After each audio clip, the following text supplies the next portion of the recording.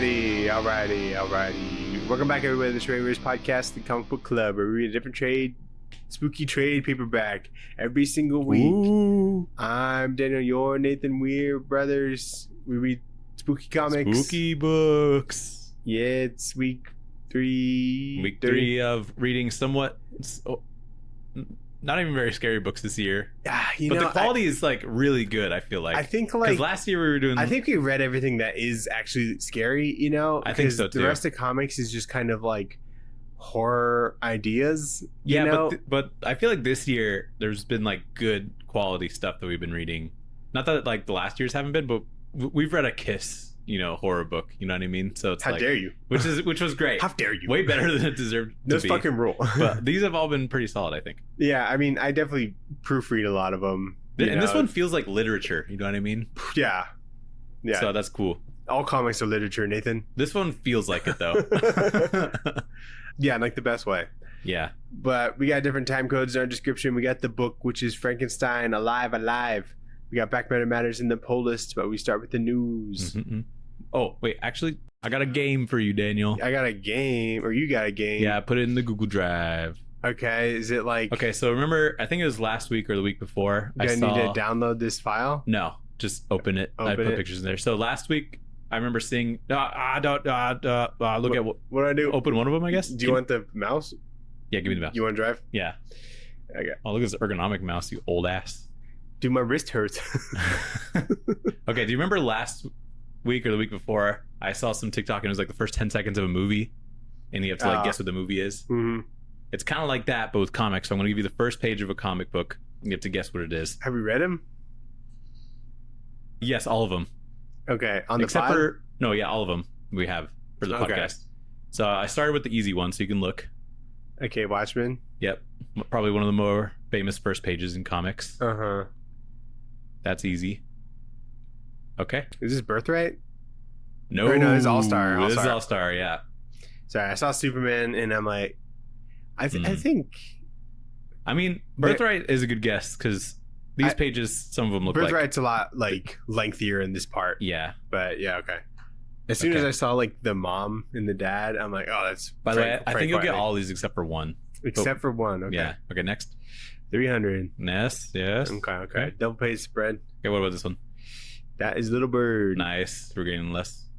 You should have did like some old shit, you know? I mean, Watchmen's old shit. This is fun, though. Yeah. This is Dawn Runner. Nice. Okay. I don't remember a lot of these first pages being the first pages. Yeah, you know? I was thinking that for 300. I'm like, that's what it was? Yeah. This is one I don't think you'll get. I can zoom in a bit, too. But this is the one I'm like, this is the first page. Is this Daredevil? No.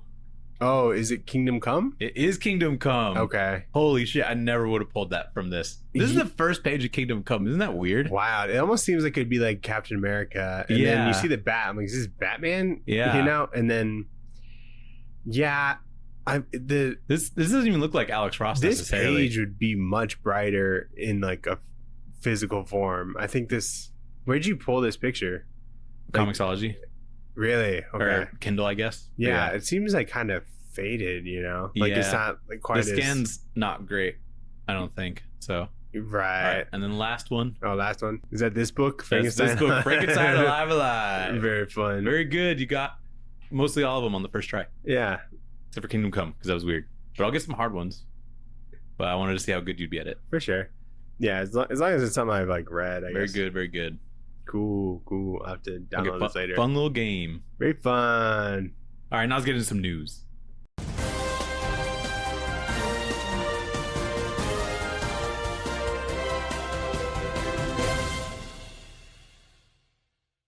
Nathan, Afterlife with Archie is in the works at Disney Plus. What? Yeah. Animated? I don't know.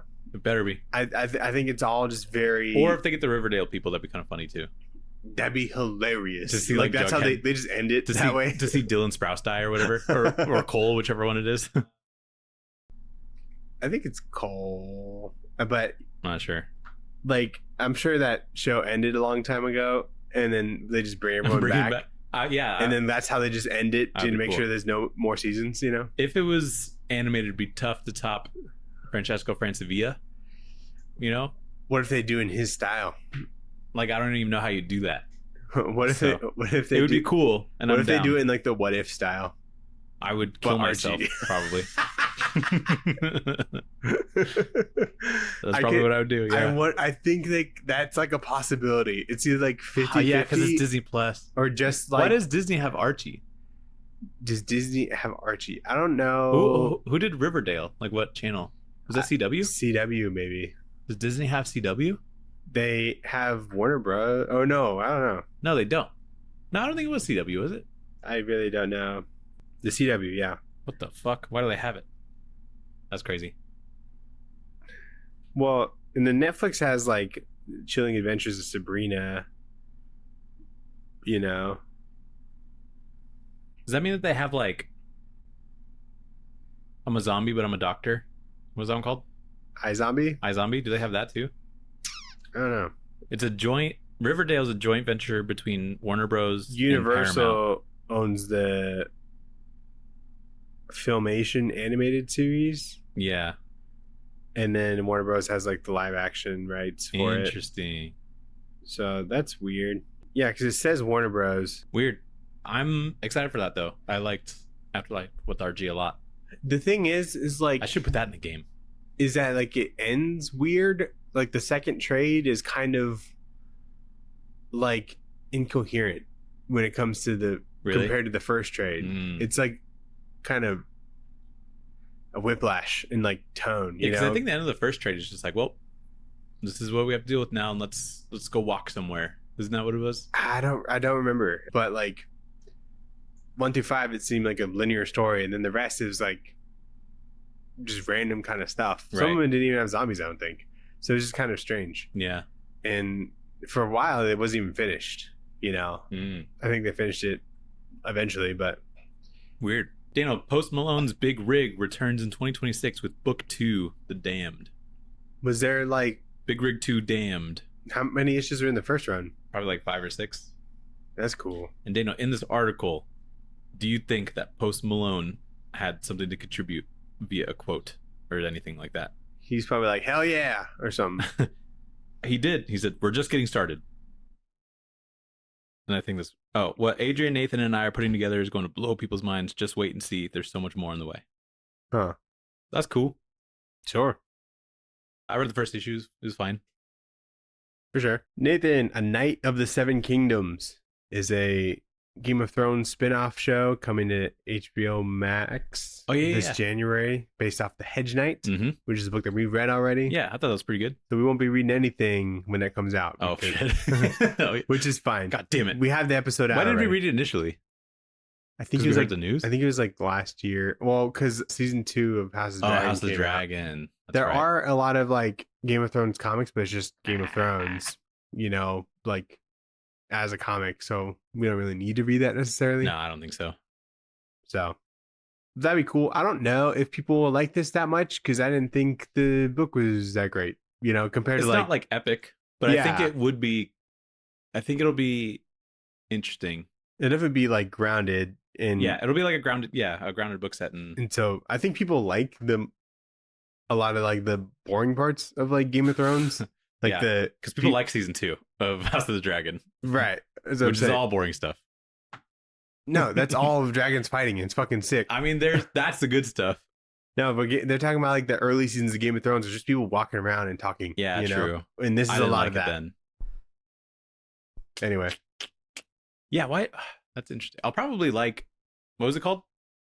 Knight of the Seven Kingdoms. Yeah, I'll probably like that a lot more than like the first season of both House of the Dragon and Game of Thrones. So. Do you call any of the characters in that?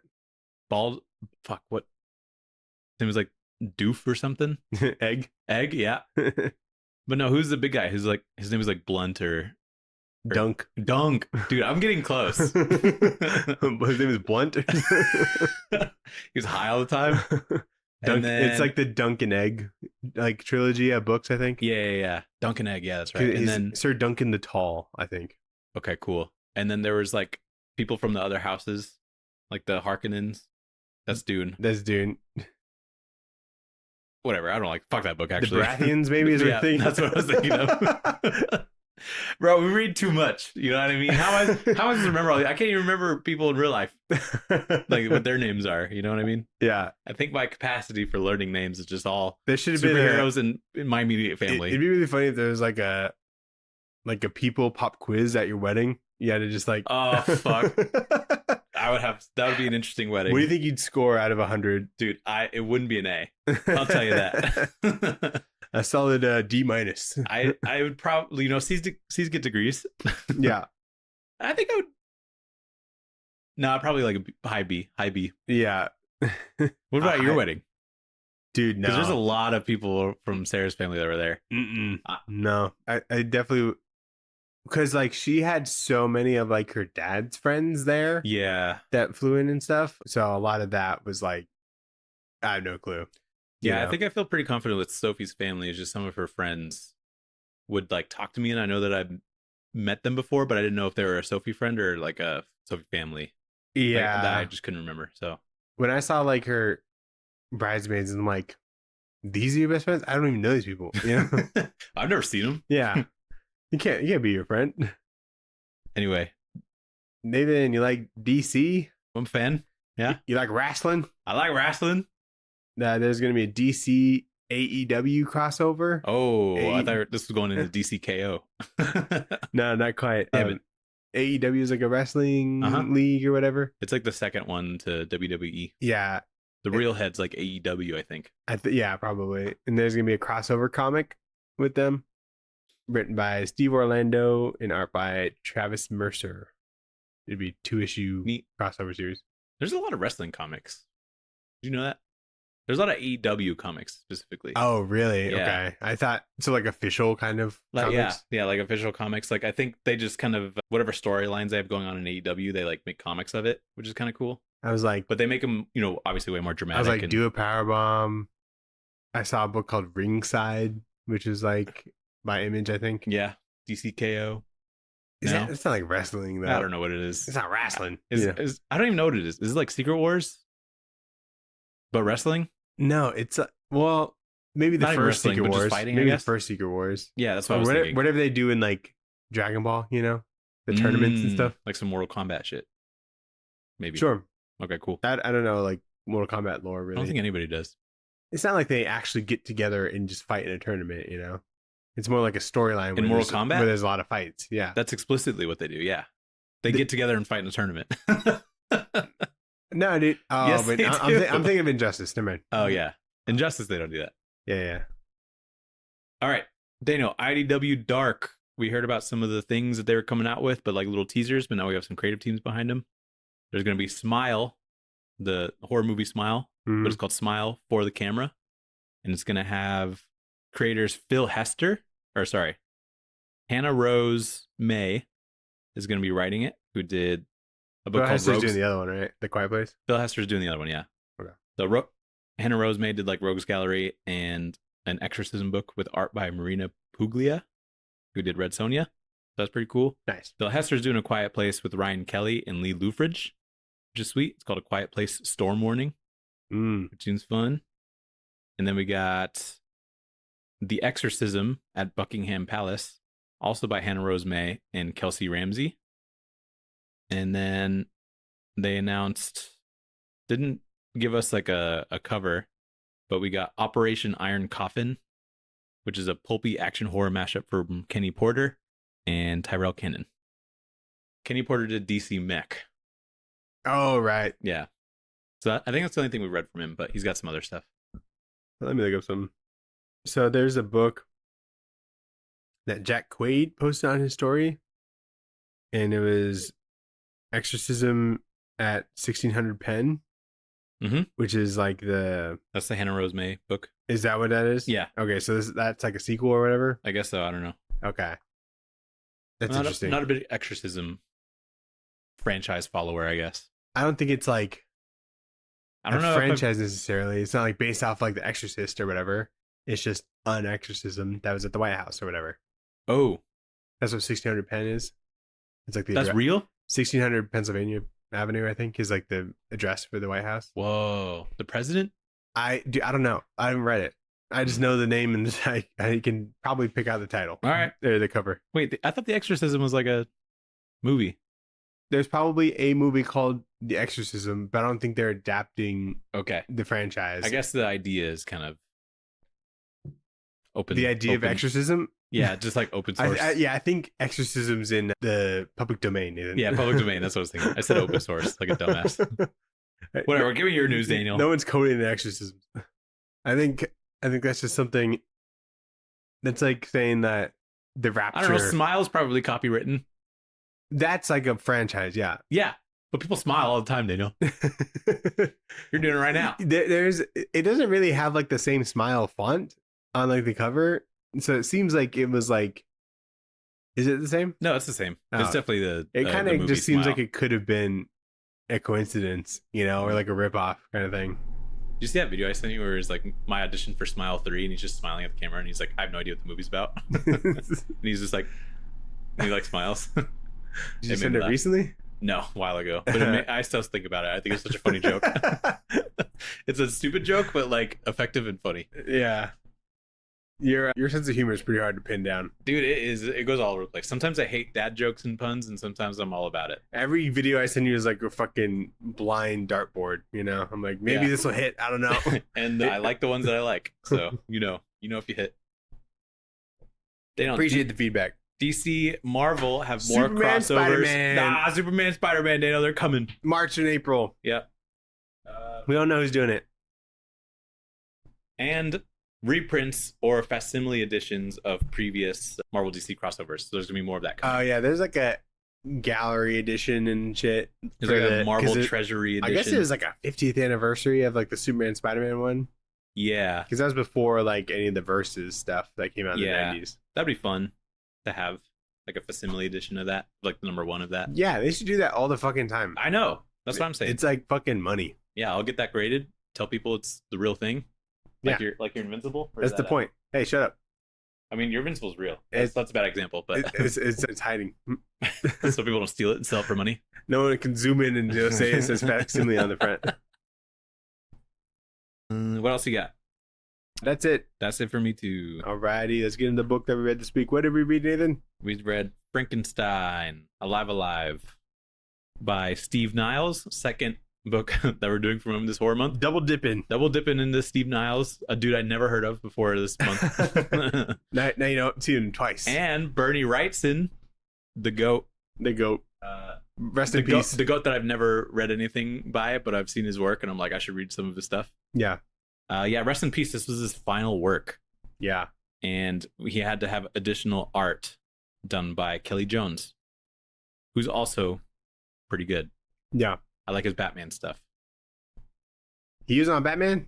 Kelley Jones. Oh. Bernie Wrightson was too, actually. I think he did a Batman. Yeah, I would love to see like everything that she's done, honestly. I know, right? Isn't it insane? It's like he doesn't have a lot. He's definitely a quality over quantity dude. It doesn't seem like it would be in sequential comics. And you know what I found out? He's Bernie Wrightson, co-creator of Swamp Thing. Really? With Len Wein? I think so, yeah. That's crazy. He's Len Wein creator, right? Let me double check that. So he did like House of Mystery and like Creepy and stuff like that. So yeah, Len Wein, Bernie Wrightson. In eerie comics, back in the day. So I'm wondering if like I would love to see those. Oh, he did some heavy metal, dude. That's fucking sick. He's perfect for heavy metal. He had some fucked up shit in it. Yeah, so I'm just wondering like if that kind of detail would be on those kind Probably of books. Not early work. We gotta read Batman the Cult. I hear that one's fire. Is that him on that? Yeah. With Jim Starlin. Oh my god, we gotta read that tomorrow. Let's record tomorrow and read it. He did some work at Bongo Comics. Nice, dude. Treehouse of Horror. That's my favorite publisher. He did a Green Lantern annual. Gotta pick that up. But he did like a lot of like for DC, like House of Mystery, The Ghoul, Secrets of Haunted House, some of The Shadow. Dude, he did another book with Steve Niles. Really? What was it? The Ghoul. The Ghoul. That's cool. He did some Hellraiser. But yeah, this is. Did you say Batman Aliens like last week? Yeah, I did. I don't think we were recording, but I looked it up because Okay. I knew that he did some Big Two stuff. But that's pretty cool. Yeah, so this guy is incredible. Yeah, I bet just his genuinely shit, like his 80s shit probably rules. Yeah. I wonder if it was like if he like was like holding back, you know, or I guess like this is like the last thing he did, so he definitely has like a lifetime of art. Yeah, a lifetime of experience built up to this to just like really pour. And apparently, like skill. A lot of this was because did you read this introduction by Steve Niles? No. It was just basically him saying like he would like go over to Bernie Wrightson's house and like play Scrabble and shit. And they would talk about potential stories, and Bernie Wrightson came to him kind of with like a Frankenstein idea. And so this is like a lot of him putting like everything into this book. Yeah. Which you could tell, because holy fucking shit, it's crazy. And then he like also says in this introduction that he hand selected Kelley Jones to like succeed him for the last issue. That's morbid. Because he knew that he wasn't going to like finish it. That sucks. Which does suck. But it's cool that Kelley Jones was down. Because can you imagine subbing for like LeBron? You know what I mean? That would be, oh my God. Because get in there. some of these double page spreads, I'm like, how do you even start making this? Yeah, this would be there's so the many, most annoying puzzle. There's so many. Oh my God, the puzzle, a Bernie Wrightson puzzle would be fucked up. It'd be so sick every when little it's piece done. would be like, oh wow, this is a nice little book. Yeah, but like, I don't know. This has crazy stuff, and I think it's so weird because he's very detailed and has a very distinct style, but I never think it's too much. Like with how much detail there is, it's very easy to like digest. Yeah. Whereas like even the contrast, like this Skinbreaker book with David Finch, which like what the fuck are they feeding that guy? Because he's crazy too. Yeah. But like the first couple pages, I'm like, okay, let me look at what I'm looking at here. Yeah. It's like that meme where it's like the guy just looking at the thing. That I do that with David Finch because I want to and I want to dissect everything, but I look at some of the crazy double page spreads of Bernie Wrightson stuff and I'm like, this fucking rules. And it's I can just see like, it all so clearly, and I don't know how he does it. It's just contrast, you know, that he just nails. Yeah. And then also just but it's all black and white, which would make it even harder to really differentiate, I feel like. But he just nails it. So but anyway, let's get into it. This is a book about hating your parents. It is. And running away. Yeah. Joining the circus. So, issue 1, the Frankenstein monster. I'm just going to call him Frankenstein, by the way. Because fuck you if you're like, it's not true. Well, some people call him Frank. Great. Now I'm going to call him Frank. Yeah. So, Frank is part of the circus. He's like scaring people as part of an attraction there. And we get a little bit of his origins being created from Victor Frankenstein. And he like scares some of the people in town. So he kind of isolates himself, becomes depressed. And we see him try to like kill himself by freezing himself to death in the middle of like a snowstorm. But that doesn't work. He just gets out of the ice eventually. And he's just alive.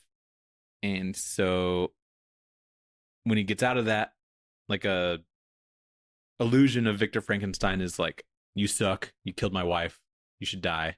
And so Frank tries killing himself again by diving into like some lava from a volcano he found and just being buried by like the rock. And that's pretty much his first issue.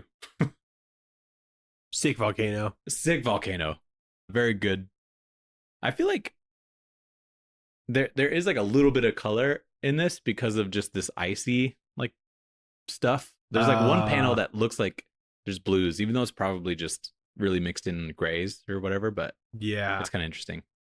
But he's like drawing textures of different kinds of rocks, you know? Awesome. Yeah. And these like, you know, mountains and stuff. Because this last page, like you could feel the depth perception.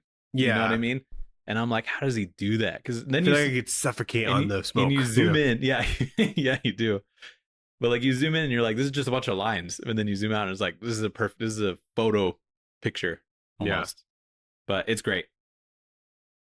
I feel like the Frankenstein design, he just looks like a guy with a fucked up nose. Because like he has long hair. And I know he like looks dead a little bit. But in the circus, like when this guy comes out, I'm like, this is just a tall man the gross nose. Yeah, it definitely doesn't have like, like the stitches and stuff. Maybe he's and green or whatever. He doesn't 'cause it's have black like and white, the but- neck things. It's like kind of like a less cartoony version. He's like got long hair. Yeah. And his nose is like cut off, so it looks kind of like a Red Skull. Yeah, very Red Skull. Maybe they're scared of him because he's green. I didn't think about that. Maybe. But if this was just like, because I think Bernie Wrightson did a adaptation of the Frankenstein book, and I think this is like the design that he went with. So this is kind of like just a sequel to that. yeah, The OG one's like out of print, but I think you could tell from by the cover that's not just like the classic like look. mm-hmm. Boris Karloff or whatever was like the actor in the OG one, like the iconic kind of look. Oh, okay, yeah. And so he was going for that, Mm-hmm. With like the short hair on top, you mean? Yeah. And like whatever this was in the like neck. a jacket and stuff. Yeah. What was that in the neck? Like a nail? It was like conductors or something. Makes sense. Frankenstein in snow is a vibe. I like that a lot. Yeah, he does great snow. It's very good snow. I was a little confused by like the texture of the snow because it looked like waves. They do look like waves. So I don't know if that's from like wind or something. I think he I'm like, overcooked on that maybe a little bit. Yeah, I was like, It looks great. Is he walking through like rocks? I think it's supposed to be like a snowstorm, and for some reason there was like those. I don't know, he likes walking over a bunch of rocks, so maybe those are just rocks with snow on them. I don't know if like he did the falling snow or if that's just kind of like a colorist kind of thing edition, but yeah, it works. We get it. Yep. Oh, I saw something there. Oh, there was a cool quote that I liked. The monster, Frank, he said to the illusion of Dr. Frankenstein, he's like, I'll see you in hell. And then his dad's like, you need a soul to go to hell. Ooh. And I was like, ooh, good line. That's good. If that's mean. If someone tells you to go to hell that you're arguing with, oh man. But then that's kind of well, he said, I'll I guess. see you in hell, kind of yeah. thing. So, oh, okay, yeah. So that'd be your clap back, yeah. You gotta have that ready and like think about it when someone says, "I'll see you in hell." You need that in the chamber. Yeah, you need that in the chamber, but then that would also require self-reflection from the person saying that to you that they're gonna go to hell. Yeah, and you really need to piss someone off for them to tell you to go to hell. Yeah, you know that's not something that people just say. God, nowadays, I wish. Let's bring it back. Let's bring it back. Saying "go to hell" fell off, and I think we need to bring it back. It's ripe for a comeback. That's like a white guy old. Yeah. Yeah, that's good. So, issue 2, Frankenstein's body, now engulfed in rock from the lava or whatever, is dug up by some miners and brought to Dr. Simon Ingalls, thinking that he's like a statue or a relic from another time or something. Dude, he'd be so heavy. Yeah, and then he's just ginormous in this. And just a couple guys just pick him up. Yeah, there's like 4 dudes, and they managed to like put him on a sled, and very average looking dudes. Yeah, and they dug him up. It's crazy. They're like, look at this thing. When you're like encased in lava, that makes him heavier. How did they dig like exactly around the contour of his body without breaking through? I fucking know. Maybe he wasn't that deep in or something. But yeah, it's true. It's true. But they bring him to this Dr. Simon Ingalls guy, thinking that he's a statue. He accidentally like pushes him over and breaks it, and finds that Frankenstein is there, and he's still alive. Or he comes back alive, or however it works. I think he's bald. Yeah, he's bald now. He doesn't got any hair. But Dr. Simon takes him in, despite his baldness, and lets him like use his library and stuff. And Frankenstein just kind of lives there for a while. And he learns from Dr. Simon, but eventually sees that his wife Dolly, she walks in on them having some sort of session, and she's so scared of Frankenstein that she faints, and Frankenstein just feels like a monster again. So a lot of double pagers in this issue. Yeah, tell me this isn't like one of the best pages you've ever seen with like the first library thing. I think this is like his lab or something. I think his lab. But no, I think it is like the best double page spread I've ever seen. Okay, I'm so glad you said it's that. It's undeniable. I saw this and I'm like, no fucking way. Fuck, I can't even feel like, how do you start this? Seriously. I think you start with the gator. The hanging gator is kind of out of pocket. Like, what kind of scientist are you? He says he's like a prenatal doctor or something. And I'm like, why do you have so many skeletons of animals? You have a ton of skulls, dude. So many skulls, so many like relics. There's crazy shit in here. Statues, and he's got I don't beakers and shit. You know, I'm not a prenatal doctor, but I don't think you need this many flasks or skeletons of adult humans. Yeah, this is like what Dr. Jekyll's like lab would look like, you know? Because he does like experiments and shit. But yeah, this is what I'm saying is like, this is so complicated, but the way that, because it's only pencils, I think it works because he's able to do the correct shading and stuff to like make your mind not be overwhelmed by it.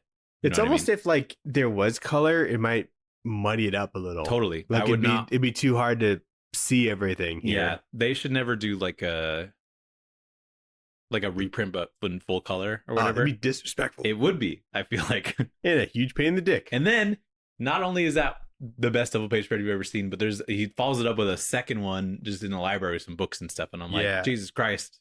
Yeah, I want to study like this, dude. It'd be so sick with comics. Frankenstein locks in, by the way. Because he wakes up and he's like, I've always wanted to read, but no one will let me. And Dr. Simon's like, I got way too many books. I got all the books. I got so many crocodiles that you could look at.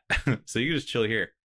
So I think that's nice. It's like he just gives him the space to just read a book or whatever, which is very kind. Did you know that bookworms are like a real thing? Yeah, like worms will actually go into books, yeah. Yeah, when they're like super old and stuff. Uh-huh. And it's like something you got to worry about if you like actually buy like used books and stuff. And I guess how do they know? You open it up and there's holes how do the worms know where to go? I think they're attracted to dust or something. And you know how like old bookstores smell? Or like comic book stores smell? Yeah. It's like that. I think they're attracted to that smell. No, comics don't like comics, or worms don't like what am I saying? Worms don't like comics, I don't think. But what if it's like one of those ones that have like the newsprint pages, you know, kind of like they might like books. that. Yeah, they would like that. You're right. I love I think Bernie Wrightson draws the best doohickeys because there's a spread of like the lab. He may have been like making up stuff. There's like, what is this like swirly flask thing? I don't know, dude. Because that seems like the coolest piece of equipment ever made, I think. Maybe it's like some sort of thing that like spins around liquid when it's like a centrifuge. I don't know, dude. I don't know. Okay. Don't ask me. All right. You don't know what a centrifuge is? No. Really? That's fascinating. So he has learning stuff, which is cool. Yeah, I like that he wants to learn. Mm-hmm. I don't know if like all Frankensteins are like that. I think they just want to be accepted, but this guy wants to read a book and lock in, which is cool. Yeah, when you like, you know, you're a monster for a bit, and then like you just kind of want more out of life, you know, because he's just a person. You can't just go to school because people will be scared of you. So it makes sense. Can I say though that Dolly, the wife of Dr. Simon, definitely overreacts because there's all the weird shit that's probably in this dude's house. It's like this guy that's kind of taller than everybody else is what freaks you out. Yeah, I mean, I guess so. I don't know what her deal is. Like, she's like unwell. Yeah, she has a disease called consumption, which is the same as like TB. Oh, really? And yeah, I looked it up. And okay. And I don't know what like the symptoms of that are, but I don't know. And this is also set in like, I think the book was written in like the late 1800s. So it's just like they're not exposed to like that's true. Anything freaky, really. Yep, that's true. But issue 3, Frankenstein has a nightmare of the people that he murdered. Pause. Does he murder people in the original story? Yeah, he murders. In this, he murdered Victor Frankenstein's wife and friend. Is that? So he like scares the wife, but it doesn't seem like he like killed her somehow. But he does throw like a little girl into like a lake. Can be doing that. Yeah. Okay. So yeah, Frankenstein has a nightmare of the people that he murdered, and they're like judging him in this graveyard and stuff. And Frankenstein knows that he's guilty and he feels really bad. And then he wakes up, still in Dr. Simon's house, but he overhears that Dolly is very sick. And later, Frankenstein is kind of just snooping around the house and sees Dr. Simon chloroform a pregnant woman that he sometimes sees around the house too, and that he locks her in a room in the house. But after this, Frankenstein goes to see Dolly and finds her in the lab because she's dead. And so he feels guilty about her death, and he tries to pray, but he doesn't know how. And Dolly's eyes open, but she's not dead or alive, according to Dr. Simon, who's trying to create an elixir from stillborn babies. And so realizing that he plans to kill the child of the pregnant girl that he locked in the room, Frankenstein gets angry and ponders killing Dr. Simon in that moment, but instead he runs off into the forest. Yeah, he like kind of drops that he like has been studying like essentially stem cells in a way. Trying to create some sort of fountain of youth type thing, I think. And that's what he's been like treating like his wife with. Mm-hmm. And so she's kind of like a zombie right now. Yeah. Essentially. Which is kind of similar to like what Frankenstein's deal is, you know? Yeah, not really like dead or alive necessarily. Or reanimated. I guess. I think that's a better way to put it. Reborn. It's really sad when he feels guilty and he doesn't know how to like pray for this woman that he barely even knows. Mm-hmm. And so he just like starts crying. I'm like, this is some heavy stuff. I didn't really pick up that he was trying to pray, but that does make it a lot sadder. Well, he says, I wanted to pray, but I didn't know how or to whom. And I let my guilt and shame and remorse engulf me. I could do nothing but weep bitterly. What was the doctor's name? Simon Ingalls. Ingalls? I'm like, is Ingalls like growing babies just to like cut them out and use them? Pretty much. Like Wild. we saw babies like in a test tube or something earlier. Yeah. Gross. It is gross. It's probably obvious that the other doctor that Frankenstein meets in his life is gonna be evil, but I really wanted him to just like have a win and like have this guy be super nice to him all the time. He was so conflicted because he's like, this dude was so nice. And he's been living here for like 10 years at this point. Yeah, in the attic or whatever. Yeah, and so yeah, I like that he was put in a position in a dilemma, and he's been nothing but nice to Frankenstein, but he's obviously doing something pretty fucked up. And so now he has to like make this decision on what he's going to do about that. Yeah. Just more things about what Dr. Simon has in his house, but he has a full ass like dinosaur skeleton or something in there. Like a mammoth? I think it's a mammoth. Yeah. Which like, what are you, Batman? Like, why do you have all this That's stuff? just badass. I know he's supposed to be like a bad scientist and stuff, but he's also got this like two-headed, I don't know, amphibious lizard creature thing. Yeah. And I don't know, it's just wild. It's just funny. He clearly has a room for like just crazy animals that he's stuffed or gotten the skeletons of. Yeah. Like, how do you even get that in your house? I mean, at least it comes in pieces. Yeah, a skeleton would. Yeah. Naturally. Who ships that kind of thing? I know. In the 1800s, like, who's doing this kind that of work? wasn't a local buy, you know? Yeah. Those miners that he had that brought in Frankenstein are probably just all over the place. Oh, yeah, true. Probably got them on the payroll. Anything else on that issue? No. So then issue 4, Frankenstein decides to go back and check on the woman that was locked in the room, and he finds out that her name is Rachel. And Frankenstein sees Dolly walking around and sort of decomposing. She's reanimated. And Dr. Simon tending to her, but Frankenstein can't really confront him at this moment. And so then one night, Frankenstein wakes up to the entire house on fire. So he goes to Rachel's cell to save her. But on the way out, Frankenstein sees Dolly, and Dr. Simon's trying to save Dolly, but Dolly kind of pulls Dr. Simon into the flames, and Frankenstein just has to like make the decision to carry Rachel out of there. And I think that's how Dr. Simon dies. But just a random ass fire. Yeah, I think Dolly started it.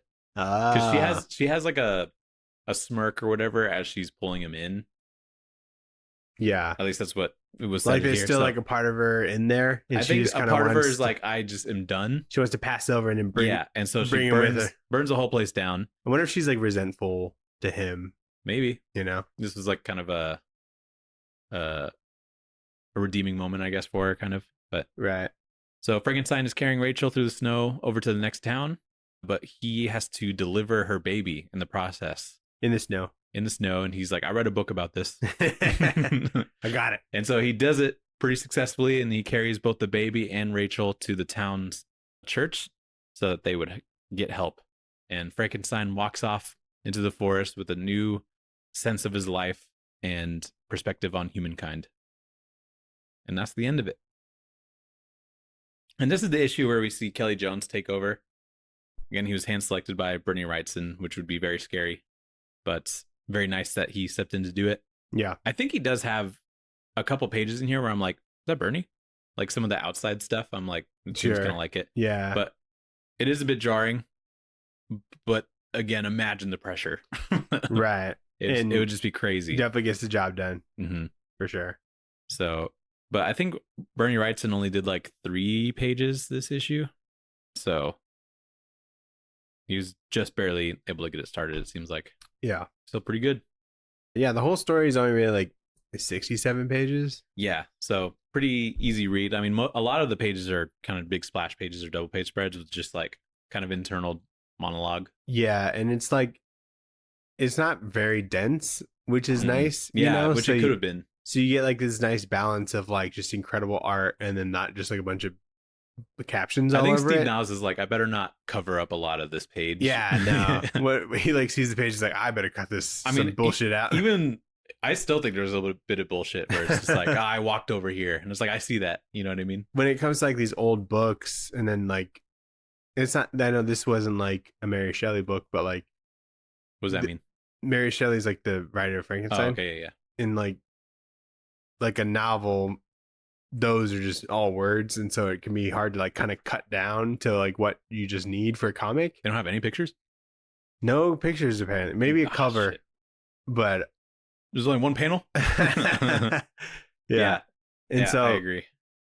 Like he definitely doesn't like overstep trying to like copy that too much. But I think it's a good balance because it still feels like there's some prose in there. You know what I mean? For sure, yeah. Which is a fancy word for a lot of words, but feels like the correct thing to say. Right. But yeah, it's cool. I think this is sick. So let's get into Back Matter Matters. Back Matter Matters. And we get some Bernie pencils, dude. We see like his thumbnails pretty much, which some of these I'm like, this is a page dog. Like, what is this? That's a thumbnail? You're done. Yeah, pretty much. But we see basically the whole kind of like last issue, I think he thumbnailed. And even though he didn't do the actual artwork for it, like the inks and like the rendering and stuff, Kelley Jones was able to kind of take those compositions and do his art over it, which is cool. Yeah. So he still, in his own way, did every page, which is cool. But we see those, and then we see a Bernie Wrightson Rest in Peace page. He lived from 1948 to 2017, so pretty recent. I remember specifically on Twitter when he died, which I think is when I first found out about his stuff, because I was seeing all of these pages, and I'm like, this guy's fucking crazy. I guess he's only 69. Yeah, 69 years old. Too young. Too young, dude. And that's it. So what would you rate this book, Daniel?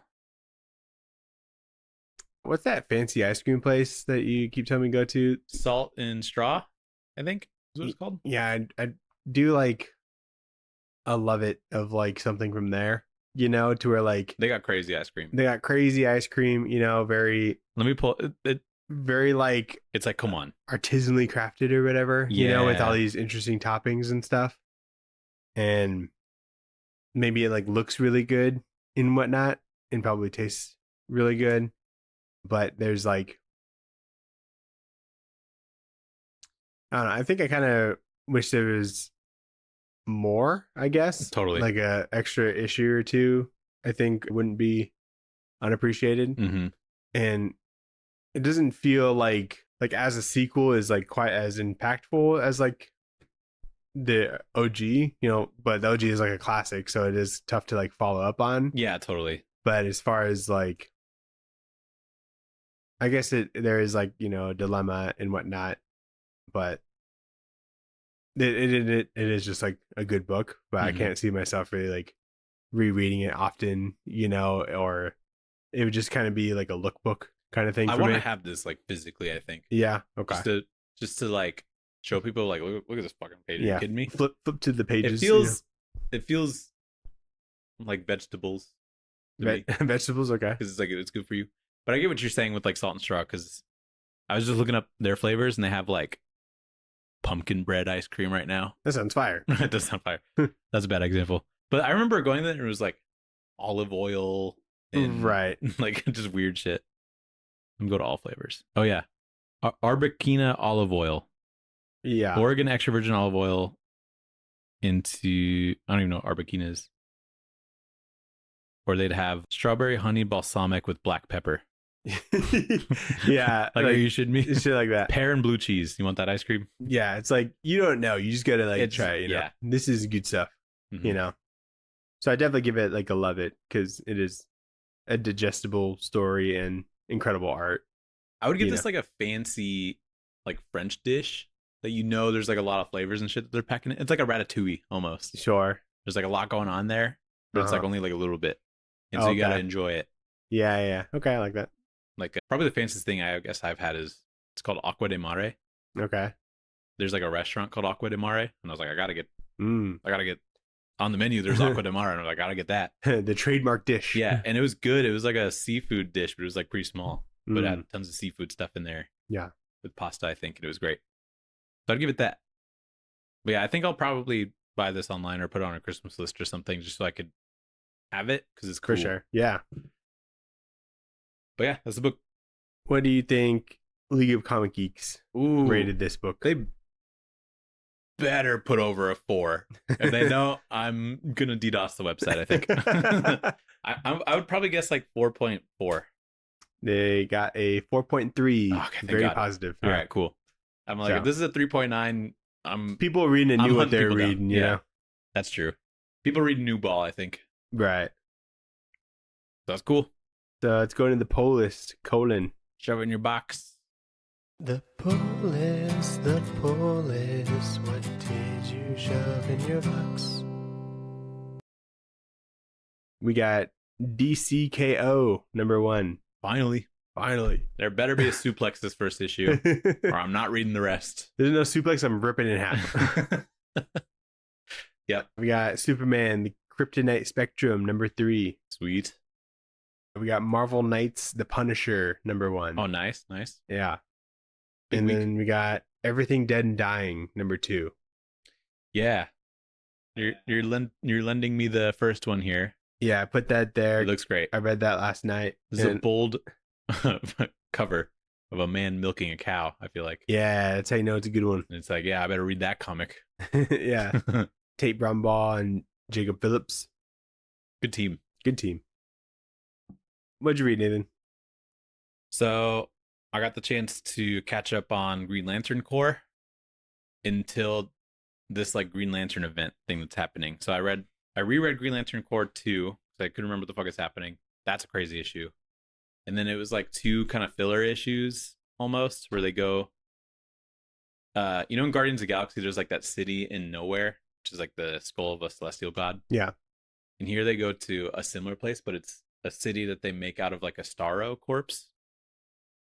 Oh, okay. And it was like this big Starro creature. I'm like, this is kind of cool. But they go there and try and do some black market stuff. Mm-hmm. And then it leads up into Green Lantern 25, which I reread because I can't remember what the fuck was going on. But it's called the Starbreaker Supremacy. And I'm going to try and read through that like mini Green Lantern event this week. Is it like tie into like all the Green Lantern stuff? Like series? Yeah, I would say so. Gotcha. Because like the big thing is there's no power batteries and all the emotions are just kind of in the universe, and sometimes people will tap into them. Yeah. But tap into them too much to where they just kind of go crazy and then they explode. Mm. And so their plan was to make new power batteries, but then there's these guys like Nathan, who's the Sorrow Lantern, who's the sad one. Yeah. He's trying to make pretty much like a sad boy emotional spectrum and make his own power batteries. Yeah. With this dude called the Starbreaker.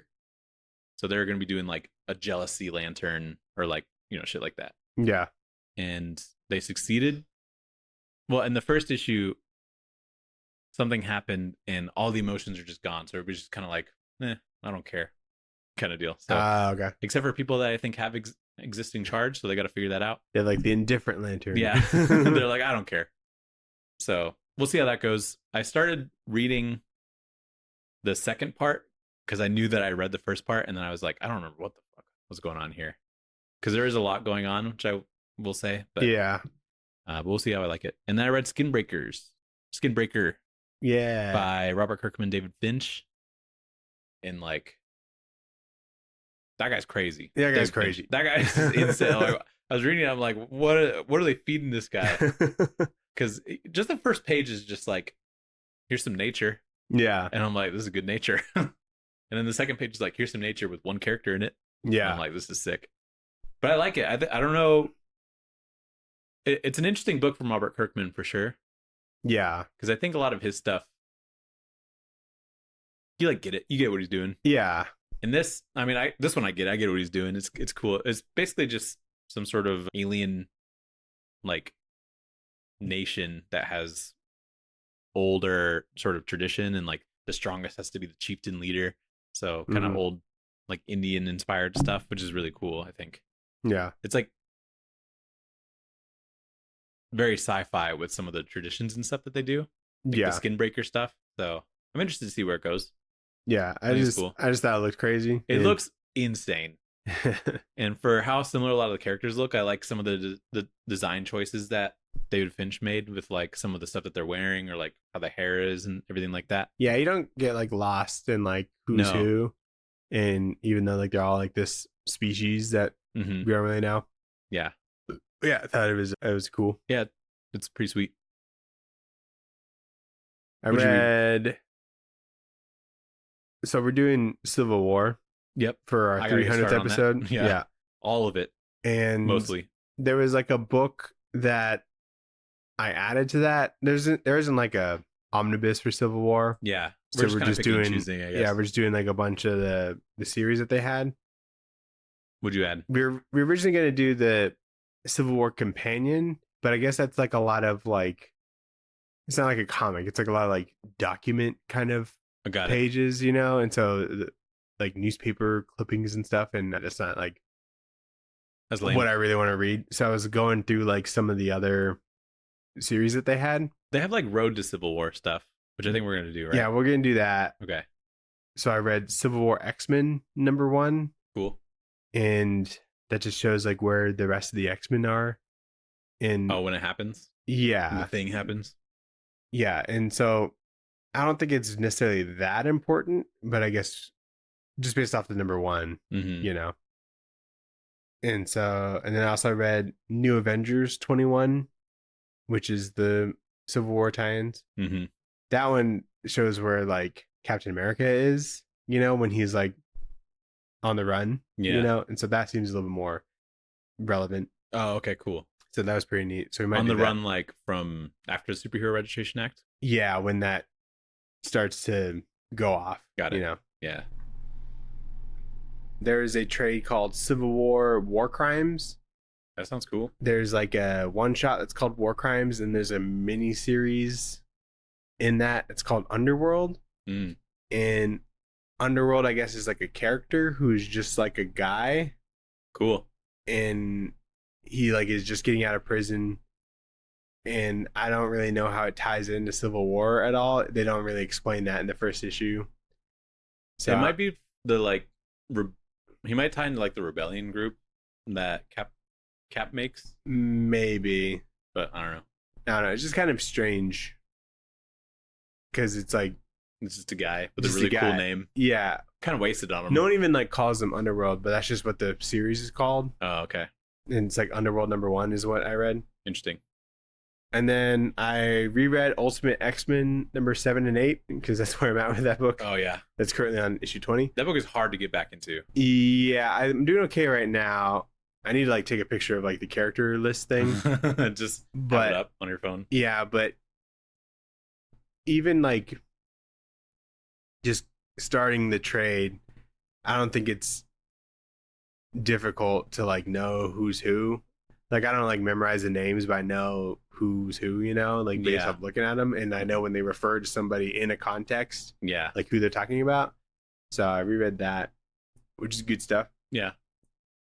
And I read Beneath the Trees Where Nobody Sees, Rite of Spring #3. Nice. Which I handed you as well. Yep. I'm going to read that this week. Good stuff. It's a good issue. Sweet. And then I read Everything Dead and Dying #1, which I also gave you. Nice. Because I picked it up on just a whim, you know, and I think it's good. Yeah, it's got like some nice cursive font. It's yeah. Like, this thing knows it. It better be good if it's got cursive font. Yeah, good trademark or trade dress. Yeah. That's cool. What'd you watch, Nathan? I rewatched Longlegs. Nice. But with Sophia this time. Ooh, turn the lights off? And I did. Nice. Wait, not to start. I was going to watch it with, it was going to be me, Sophie, and Serena. But her boyfriend came over who does not go with scary movies. And so I was really excited to watch it with him. And Carter watched it with us because we ordered pizza and he watched like the first 10 minutes. And then he was just like so interested that he watched the full fucking thing. Nice. And he's also not go with scary movies. Really? I didn't know that.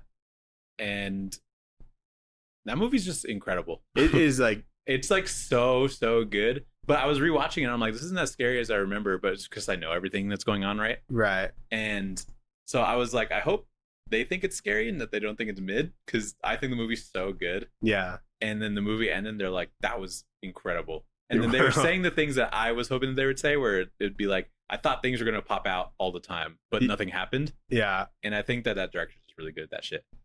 And part of the movie is like, you see like the devil in the background or whatever. So rewatching it was really nice because I was just looking for those the whole time. Yeah. And it's such a different experience the second time around.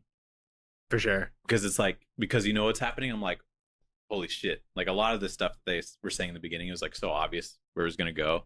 But it's just a really fun rewatch. I think his new movie comes out like this month or next month. He had one already, right? He had The Monkey. That was Osgood Perkins? Yeah. Oh, okay. That's funny. And so that was like the Stephen King adaptation. But this new movie. What's it called? Oh, it was the one. It's like one word. Yeah. Oh, fuck. It's like about a couple trying to kill each other or whatever. Yeah. But that's a really cool trailer because like it's like essentially like two trailers. Yeah. And like but in one each trailer. one is like kind of different perspectives. Yeah. You know? So it looks like he cooked with that one. Yeah, no, this is definitely like one of like his movies. So Yeah. I'm excited to see like I'm excited for that too. what that entails. But after the movie, we were like Keeper. It's called Keeper. Yeah. When does that come out? November 14th, so next month. That's exciting. Yeah, we Might take Sophie to go see it.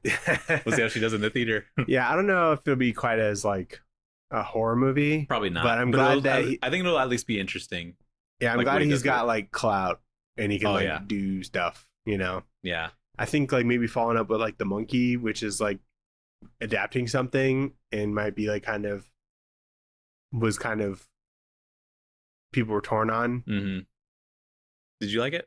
I liked it a lot, but the people that I saw it with like didn't like it quite as much. Okay. I was like on the borderline of like not liking it. Got it. But overall, it's a good time. Got there. Yeah. I think you'd like it if you watched it. I probably would. I think you have like the sense of humor like, okay, cool. that works with that. Yeah, so after we were done watching the movie, I was talking to Serena. I was like, were you looking for shit in the background too?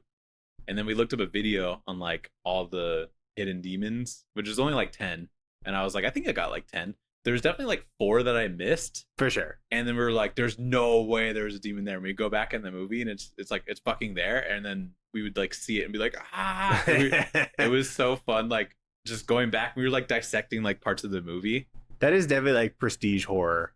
It is. It's like, it's not horror in like the traditional sense where there's a creepy monster or like jump scares necessarily. Yeah. It's just like, it just fucks with you. And I really enjoy that. Yeah, I think about that movie a lot. So I'm glad that the people that we watched it with were like, that movie's fucking sick. Yeah, because if they didn't, I would get angry. But I wouldn't kick him out. I wouldn't blame him. Like I couldn't blame him. You know what I mean? This is like, it's opinion. But and there's like definitely some parts where I think you could like lose some people. You know? But yeah, and I remember seeing just like the general perception online where people be like, "This shit's not scary," and I'm like, "You just didn't get it." You know, it was like the first time where I'm like, "You just don't get it." People are either like this was incredible, or people were like, hot take, not that good. But there's a lot of like, wasn't even scary. I'm like, but it's actually fire. And I think those people were just overhyped and thought it was like the scariest thing ever, you know? It did have like an incredible like advertising campaign. Oh, totally. So like it was very hyped. Yeah, the hype around it definitely, I don't know if it'd be hard to live up to that. Yeah. I think it like did, and it was like worth it, and I'm glad that they put that much money into getting people to see it. Mm-hmm. But I don't know, people maybe don't. It was cool. Really good performances. Level their expectations. It's like funny too. Yeah, it's kind of just funny. like the main detective, Lee, just being awkward. And the little girl's like, do you want to come see my room? And then she just sits there. Like, so funny. Yeah. I also watched the first episode of Smiling Friends season 3. Yeah.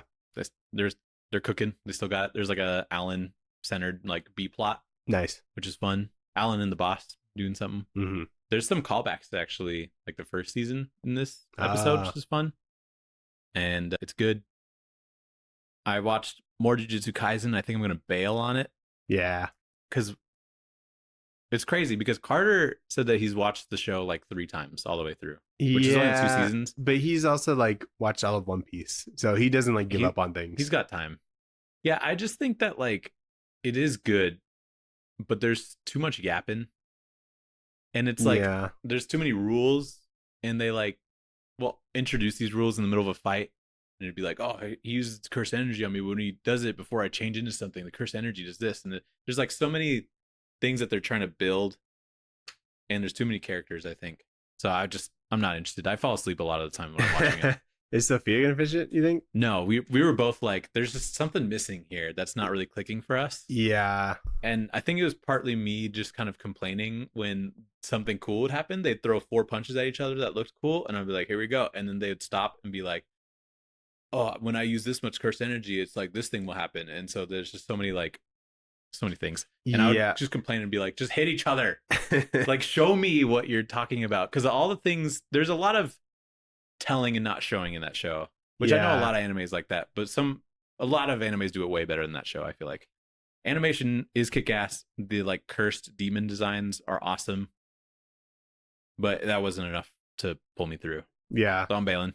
For sure. And then I watched a couple like Simpsons Treehouse of Horror episodes. Do you know what those are? Like the little, they're just the Halloween episodes. Ones, yeah. Are they like short, or are they like full episodes? It's like full episodes, but anthology. Okay. So there'd be like 3 mini stories in there. How I watched like 6 of them. They have one for like every season, I think. Cool.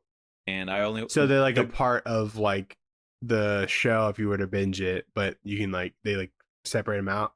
Yeah. And Disney Plus, there's like a Simpsons horror collection. It's just those. That's like fun. Treehouse of Horror 1 through like 30 whatever. I think they have like Treehouse of Horror comics. They do. Yeah. I did see that, and I wonder how that's connected. But the ones that I liked, they're probably just like side stories. You know, just like playing with like the anthology idea. Mm-hmm. You know, the ones that I liked that I think are fun to just check out, or I only seen like 6 episodes of them, but I liked the first one and I liked the 5th one. Okay. I'll keep that in mind. Yeah, so check those out. One of them is like a Shining like reference, and one of them they're in like a haunted house that they're moving into, but the house talks to them and he gets like fed up with them. So it's very good, like spooky stuff, but in like Simpsons spirit, keeping it funny. Like something about that really worked. Right. So what'd you watch? I watched Marvel Zombies. Ooh, all of it? Yeah. Is it coming out weekly or? It's all out. Okay. How much of it? There's like 4 episodes, and they're like 30 to 40-minute episodes. Okay, cool. Is it good? It's okay. Like, there's like fun ideas and whatnot, and there's like cool parts, I guess. But overall, it's like falls into like the what if like spirit, to where like things just kind of get really big for like kind of no reason. It does feel like what like a random like Marvel Zombies run would be. Yeah, because those do get big out of nowhere. Yeah, well, guess what? Does it go into like a zombie Thanos or like a zombie Ultron? There is a zombie Thanos, but like, is he like a big part of when it gets crazy? A little. Zombie Galactus? No, so okay, that would have been good. All right. I guess under Wakanda or something, there's like some vibranium, like, I don't know, like well or something. Mm-hmm. And Black Panther sacrifices himself to tackle zombie Thanos with the Infinity Gauntlet into the vibranium pit thing. And then the Hulk like is in there for some reason and like absorbs the power of like the Infinity Stones. So there's just like zombie Infinity Hulk, you know? And they're like, ah. And that's like the thing that people need to stop, but he's like unstoppable essentially. Got it. But like the zombies are trying to stop him. But, you know, there's this ragtag team of random characters that are Florence Pugh. For a little. Okay. And there's Shang-Chi's friend, played by Awkwafina. if you wonder about her, she's okay. Oh man, is Shang-Chi in it? Yeah, Shang-Chi's there. Okay. Jimmy Woo, he's in there. He's guy. Oh, he's Randall Park. Randall Park's there. Yeah, Randall Park's there. And that's so funny. There's like super characters too, but those I just thought it was funny that they were like in there.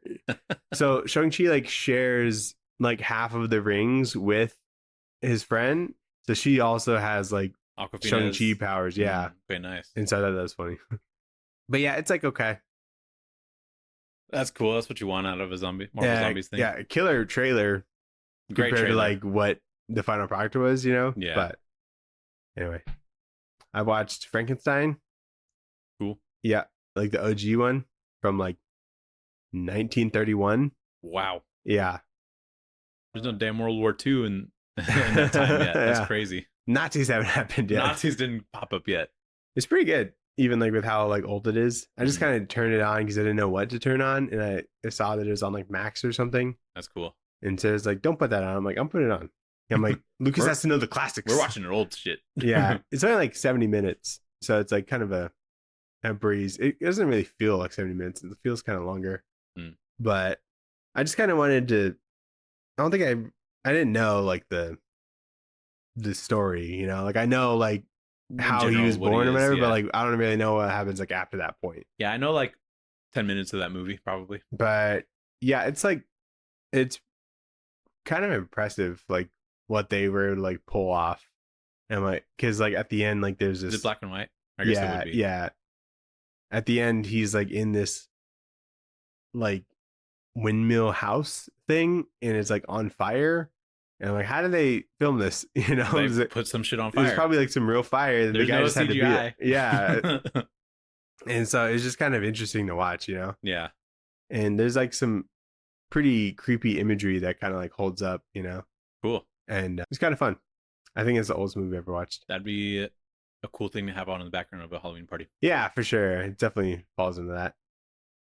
Then I watched One Battle After Another.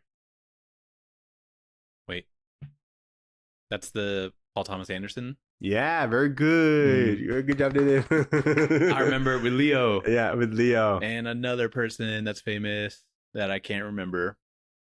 Benicio del Toro. Yeah, there it is. I couldn't remember the trailer very well. Yeah. Is it good? Yeah, that movie rules. What other things has PTA done? That's what the ball knowers call him.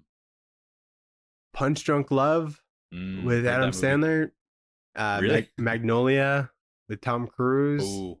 He did a movie called Boogie Nights, and I think Jon Favreau's in that. He did a lot of stuff with the dude from Step Brothers. John C. Reilly. John C. Reilly. He did a lot of early John C. Reilly movies. He did There Will Be Blood. I think that's like his biggest thing probably. Okay, cool. And this is like an adaptation of a book that he's been wanting to do for like 20 years or something. Quiz. Yeah. Did you like it though? Yeah, and Sarah liked it too. She watched it with me.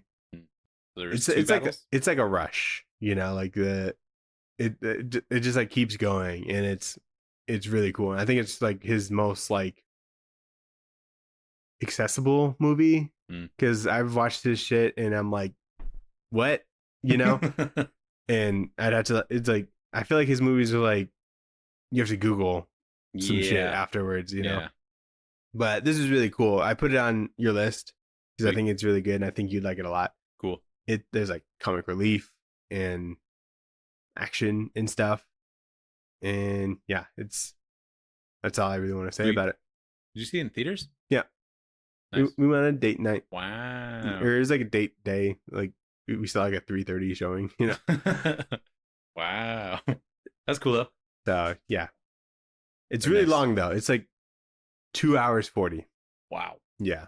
But it doesn't like really feel like it. Like it doesn't like drag to where like you're checking the time. I just kind of check the time just because I'm like, I wonder if like Lucas is all right and shit like that, you know? That's good. Doesn't feel like it. How long do you think Longlegs is? Because I was surprised by its time. Is it like an hour 40? It is an hour 40. Huh. Does it feel like that to you? Because even rewatching it, I'm like, this is like a 2-hour movie. I kind of break up that movie in my head. Like the first 30 minutes are like kind of terrifying. And then the rest is kind of like a detective story. Yeah. Which isn't that less long terrifying altogether. The home invasion stuff. I knew it felt like it was like south of 2 hours. So I thought even rewatching it, I'm like, this is at least 2 hours. It definitely, I could see myself being, if you told me it's 2 hours, I'd believe you, you know? Yeah. So Nathan, what are we going to read next week? What are we going to read next week? For our final horror book of the horror month? Nope. No, there's 5 weeks in October. Oh yeah, we got 2 more. Yeah, let's go. We're still doing like 4 horror books, and then this Frankenstein just happened to come out. Yeah. And so it's still, I know this is like horror, you know? It is. But it isn't like, it's more spooky. It didn't like disrupt horror month as much as I thought it would. Yeah. Okay. So what are we going to read next week? So we're going to read Remina by Junji Ito. Oh, cool. And Serena's going to come over. Sweet. Yes, sir. There's some real fucking horror in here. You know what I mean? Yeah. Remina. Yeah, this is a famous one story. It's not an anthology. I don't know if it's a famous one, but I picked it up semi-randomly at Barnes & Noble, and I thought it was real good. Wow, Barnes & Noble? Yeah. Bookstore guy. How you spell it? Remina. Oh, Remina. I spelled it Remna. Remna? Cool. $15.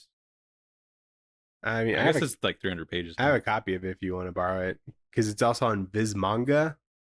If you want to get the Viz Manga app, and it's like $3 a month or something.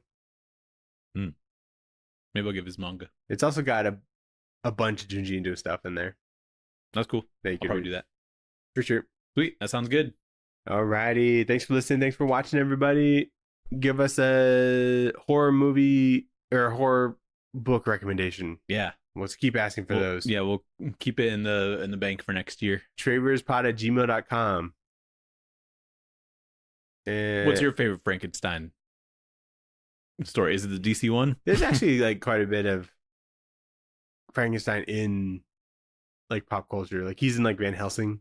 Yeah, he's in probably Hotel Transylvania. Yeah, he is. He is probably played by Kevin James. I think he is. I made that up. Kevin James is the... Is he a wolf? I think he's a mummy.